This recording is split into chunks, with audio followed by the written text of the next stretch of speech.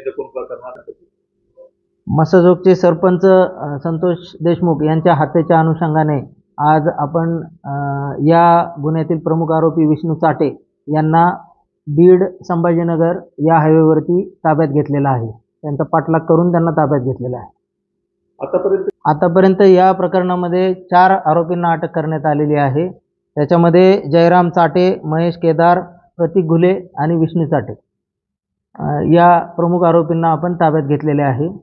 सदर विष्णू चाटे या आरोपीचा शोध घेण्यासाठी आपण पुणे शहर, नाशिक शहर परिसर आणि संभाजीनगर या भागामध्ये आपण वारंवार त्याचा पाठलाग करत होतो आणि आज अखेर त्याला आपल्याला ताब्यात घेण्यामध्ये यश आलेले आहे. उर्वरित आरोपींचा शोध घेण्यासाठी आपली 3 पथके कार्यरत आहेत आणि ती राज्यामध्ये वेगवेगळ्या भागामध्ये त्याचा शोध घेत आहे. विष्णू चाटे यांच्यावरती खंडणीचा देखील गुन्हा दाखल आहे आणि या सरपंचाच्या खुनाच्या हत्येमध्ये देखील त्यांचा प्रमुख सहभाग आहे.